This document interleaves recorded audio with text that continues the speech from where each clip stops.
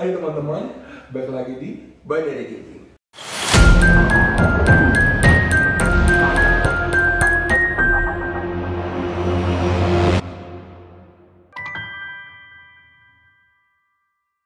masih bareng sama gua Yohan. Gue Christian Dorian. Kita hari ini akan ngebahas tentang suatu isu yang lagi hangat ya mungkin ya. Banget, betul. Yaitu isu tentang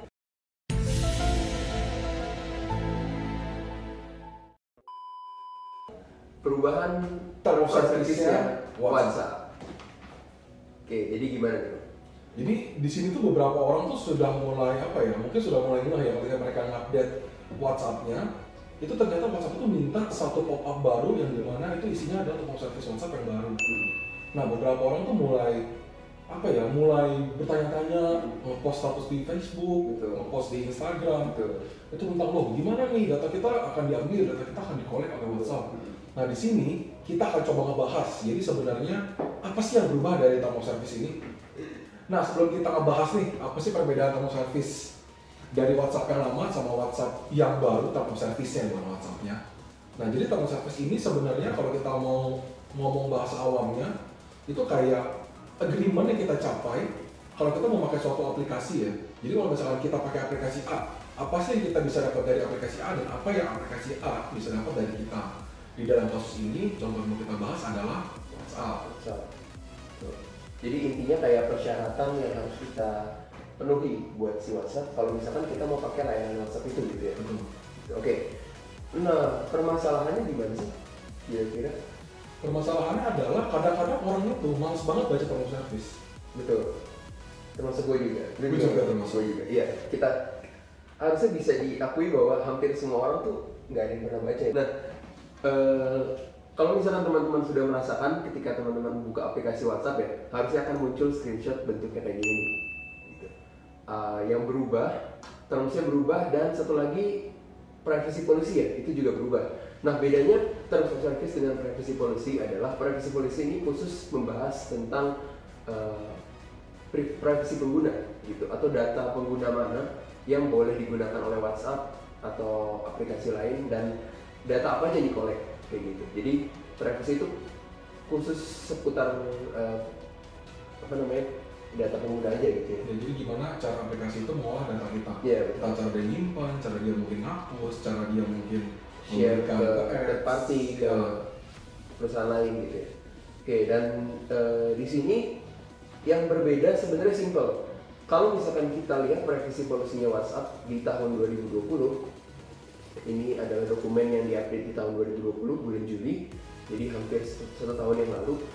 Di sini WhatsApp masih memberikan usernya itu pilihan, apakah mereka atau user-user itu mau share data mereka ke Facebook, gitu ya. Di sini dikatakan bahwa user itu punya hak untuk memilih supaya data-data mereka itu tidak di-share di Facebook atau di-share di Facebook, gitu ya. Tapi per tahun 2021 yang barusan update, kita hanya punya satu pilihan ya, kurang lebih ya.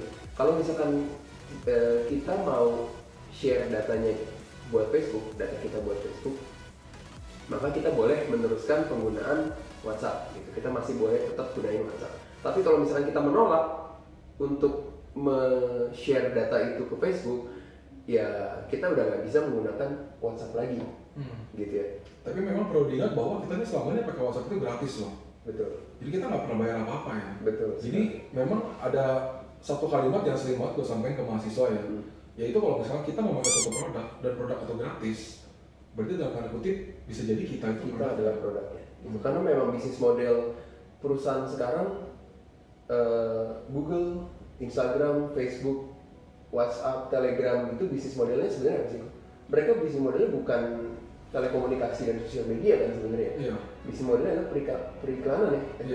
Bisa dibilang bisnis model itu periklanan dan didapat dari mana? Ya dari data-data Iya, kita. dari data kita. Tapi memang sejauh mana sih mereka tuh mengolah data kita? Nah itu yang harusnya kita baca nih kalau kita mau pakai suatu aplikasi, terutama aplikasi sosial media sama chatting media platform ya. Betul sekali. Gitu. Dan sebetulnya ini menjadi masalah yang cukup signifikan di dunia sekarang ya. Karena apa perlu bisa ceritain kasus yang pernah lo temuin nggak? Bagaimana data kita tuh di-collect terus bisa digunakan untuk apa sih? Apa masalahnya? Oke, jadi gini. Kalau misalkan kita ngomongin gimana sih data kita di-collect dan segala macam, mungkin kita belum punya ilmu yang cukup ya untuk membuktikan itu. Kita nggak bisa sampai kita bongkar nih aplikasinya, kita buktikan nih bahwa dia itu beneran nyimpen loh. Jadi gini, jadi kita sudah melakukan eksperimen kecil. Mungkin eksperimen ini bisa kita lihat di sini. Nah, jadi kalau teman-teman lihat nih di eksperimen ini, kita itu ngechat beberapa orang, tepatnya itu 4 teman, sebenarnya 5 teman sampai 6 teman sama beberapa grup. Tapi ini adalah sebagian screenshot yang bisa gue kasih.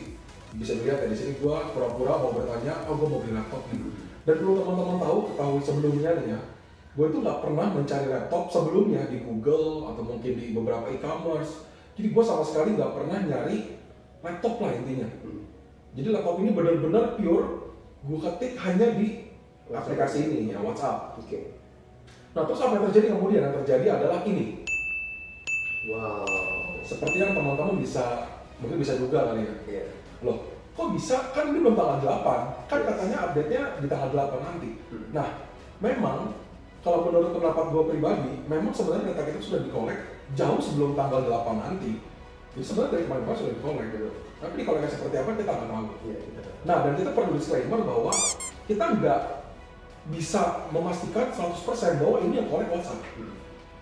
Kenapa? Karena di dalam HP yang lo gunakan itu ada banyak aplikasi lain ya selain WhatsApp ya? Betul, bahkan kalau kita ketik aja, itu sebenarnya Google Keyboard. Iya, itu kita pakai service dari Google. Betul. Jadi Nah, jadi memang kita sebenarnya nggak bisa memastikan siapa sih sebenarnya collect data kita. Betul. Apakah mungkin WhatsApp, apakah mungkin Google, atau mungkin aplikasi lain. Betul. Gitu. Tapi yang bisa kita pastikan adalah Data kita di-collect. Iya, data kita di-collect. Dan sebetulnya di privacy policy itu kita bisa memastikan data apa aja sih yang kita collect gitu kan ya. Betul, data apa yang di-collect sama perusahaan tersebut ya? Perusahaan tersebut. Contohnya kalau misalkan kita mau pakai WhatsApp ya, contohnya adalah bisa dilihat di sini. Di sini di bagian privacy policy ini yang terbaru. Ternyata kalau berdasarkan privacy policy-nya WhatsApp yang di-collect oleh WhatsApp itu adalah message kita di-collect tapi dalam bentuk encrypted ya. Ya, jadi dibilang belum tentu encrypted. Dan selama message itu belum di-deliver ke HP penerimanya gitu. Jadi begitu WhatsApp-nya message-nya udah centang 2, katanya sih kalau berdasarkan privacy policy ini message-nya akan dihapus. Kayak gitu ya. Kalau menurut WhatsApp sih memang message kita ini tidak disimpan. Tidak disimpan. Karena di sini Di yang server, tidak disimpan di server. Kalau kita kan tetap bisa melihat. Yes. Nah, di sini yang katanya disimpan sama WhatsApp itu, kalau kita bisa lihat ya, yaitu mobile phone number, basic information, terus apa lagi tuh? Kontak kita. Kontak kita, terus koneksi kita, Yes, status kita. payment data, ya ada beberapa itu adalah data-data yang lazim sebenarnya dikumpulkan. Yes, betul. Tapi perlu teman-teman ketahui di sini WhatsApp nge-state bahwa mereka tidak mengkolek message kita dalam bentuk plain text, dalam bentuk yang bisa dibaca langsung gitu ya. Nah, teman-teman pasti mikir ya, loh, kok kalau aplikasi bisa ngambil data kita, berarti semua aplikasi itu tidak aman dong? Nah, belum tentu juga. Kita bisa balik ke statement gue yang tadi, yaitu dimana kalau kita pakai aplikasi itu gratis, ya berarti bisa jadi kita aja yang dipakai itu sebagai produknya. Nah, di sini gue ambil contoh aplikasi yang mungkin sering teman-teman pakai, yaitu VPN. VPN ya. Yang kita juga bingung sebenarnya teman-teman pakai ini buat apaan ya. Sebenarnya VPN itu kan sebenarnya punya 2 tujuan utama ya. Ada 2. Yang pertama, kita mau menjadikan public IP menjadi private IP, menyembunyikan identitas ya. Ya. Dan yang kedua adalah ya kita biar browsingnya aman, biar kita tidak di login. Nah, tapi masalahnya kalau teman-teman pakai yang gratis itu sudah ter-state dengan jelas nih privacy policy-nya seperti apa. Nah, gue beri satu contoh aplikasi. Gue bukan mau menjelekkan ya, tapi aplikasi ini memang sudah meng-state privacy policy-nya seperti ini. Dan ini aplikasinya kok gue bisa tahu aplikasi iya, karena dulu gue dapat aplikasi dari teman gue. Jadi teman gue dulu waktu kuliah di China, kan di China dibantu ya beberapa sosial media ya. The Great Firewall of China itu ya. Nah, sama dia bisa nge-bypass katanya dengan VPN ini. Dan kenapa dia pakai ini? Karena ini gratis. So, oke. Privacy policy-nya kayak gimana? Kayak gini ya. Kita lihat. Nah, di sini bisa dilihat ketika kita menggunakan VPN si Psiphone ini, semua data yang akan menuju ke device kita dan dari device kita itu akan lewatin server VPN-nya. gitu. Dan kalau misalkan kita pakai HTTP atau yang tidak encrypted, kita nggak pakai enkripsi, semua data itu bisa dilihat oleh si VPN providernya, gitu ya. Terus kalau misalkan, kalau misalkan service yang kita gunakan itu tidak terenkripsi, berarti si VPN provider atau si Siphon ini itu bisa melihat, mengkolek dan bahkan memodify, termasuk link ads atau link iklan gitu ya di dalamnya ke dalam data kita gitu. Jadi mungkin salah satu contohnya kalau misalkan kita lagi browsing tiba-tiba muncul pop-up ads gitu ya. Karena kita mungkin pakai aplikasi apa? Iya, kita pakai aplikasi apa? Itu semua datanya ya karena data kita sebenarnya sudah di-collect dan di-share ke third party kayak gitu ya. Nah terus kalau kita pernah berpikir, loh kapan kita pernah menyetujui term service ini? Ketika teman-teman sudah menginstall dan memakai, itu artinya teman-teman sudah memahami bahwa ini term service yang kita terima untuk memakai aplikasi ini. Kita akan dianggap sudah setuju dengan term of service itu, gitu ya. Loh, kalau begitu sekarang kita mungkin bertanya-tanya ya, loh kalau gitu semua VPN nggak aman dong? Nah, tadi kan sudah dibilang di awal bahwa ini kan VPN-nya nggak bayar, ya wajar aja teman-teman pakai servisnya, data teman-teman di-collect. Nah, sekarang gimana untuk VPN berbayar? Nah, di sini VPN berbayar, kita ambil dua contoh ya, kita tidak di-endorse, kita tidak juga mengiklankan. Yes. Cuman ini contohnya nih ya, VPN berbayar. Mungkin yang pertama kita bisa lihat di dari ExpressVPN. ExpressVPN. Oke. Ketika kita buka privacy policy-nya, dari awal ExpressVPN sudah bilang nih bahwa ExpressVPN ini kasih tahu kita bahwa mereka itu tidak collect apapun aktivitas kita, login dari browsing history kita mau kemana, isi datanya apa, DNS-nya apa. Jadi IP address kita juga dibilang kita mau kemana pun, kita dari mana, itu dia nggak nyimpen sama sekali. Jadi anggapannya sangat dekat dengan unlimited, hampir anonimus. Ya. Nah terus kalau misalkan ExpressVPN kenapa kok bisa kayak gitu? Karena bisnis modelnya adalah kita bayar. Per bulannya kita bayar subscription, kita nggak bisa beli loh. Kita subscribe per bulan, mungkin per tahun ya. Contoh lainnya apa? Contohnya misalkan NordVPN. Nah di sini NordVPN juga bilang nih bahwa bahwa di sini ada, nah di sini NordVPN juga bilang nih bahwa ada peraturan itu no logs policy yang dimana dia itu si NordVPN ini bilang dia tidak akan memonitor, nge-record, nge-log, nge-store atau ngelempar ke third party apapun gitu. Dan mereka tidak menyimpan correction timestamp kita kapan connect ke mereka, sessionnya seperti apa, kita pakai bandwidth berapa besar, traffic lognya seperti apa, IP address kita dan data-data lainnya. Dan bahkan data yang disimpan sama NordVPN ini, contohnya yang username dan timestamp itu dalam memori sendiri itu akan dihapus langsung. Jadi nggak ada yang disimpan secara permanen gitu ya. Iya. Dan ini pun disimpan sama mereka, kenapa? Di sini mereka bilang ya biar kita tuh nggak belinya satu yang pakai 1000 orang ya, gitu. Biar nggak gitu doang tuh sebenarnya. Betul. Nah jadi ini adalah contoh term of service atau privacy policy yang memang fair ya. Yang fair. Karena kita bayar, maksudnya kita udah bayar data kita di-collect. Data kita di-collect ya. Itu tuh salah ya. Agak aneh ya. Nah nextnya mungkin kesimpulan yang bisa kita ambil adalah ya teman-teman kalau misalnya teman-teman memang butuh ya pakai WhatsApp, mungkin di kantor bisa pakai WhatsApp, ya mau nggak mau teman-teman mesti agree. Kalaupun teman-teman nggak agree, ya sebenarnya data kita juga di-collect sama mungkin aplikasi yang lain ya. Kalau teman-teman mungkin mau tahu nih, oh bahas dong coba term of service aplikasi yang lain, mungkin kita bahas chatting platform yang lainnya, ya. Mungkin bisa komen di bawah ya, oh boleh nih bahas term of service aplikasi yang apa nih? Lain contohnya. Mungkin teman-teman malas baca ya, ya malas baca, kita yang baca apa-apa, kita yang bedah apa-apa. Nah tapi ya balik lagi bahwa kalau misalkan kita butuh ya mau gimana, toh ini gratis gitu. Kita mau pakai apapun ya mungkin datanya di-collect tetap. Kita mungkin nggak pakai WhatsApp pun, ya tetap di-collect. Iya betul, karena kita pakai HP pun yang membuat HP operating system adalah Android ya. Android itu punyanya Google. Ini Google. Mungkin aja Google juga collect data kita gitu, walaupun kita tidak install aplikasi apa-apa, kita belum coba sih ya. Betul.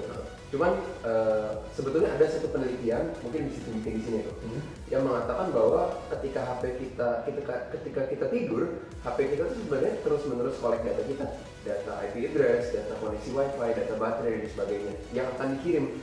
Dan katanya itu untuk kepentingan service improvement ya, untuk meningkatkan layanan. kayak gitu. Jadi di dunia sekarang ini kalau bisa kita take away, hampir tidak mungkin ada perusahaan teknologi yang tidak menggunakan data sama sekali ya. Kecuali memang bisnis modelnya adalah subscription. Ya. Dan subscription pun sebenarnya dia masih akan rely ke data ya, walaupun tidak seintens itu untuk memperoleh data kita gitu.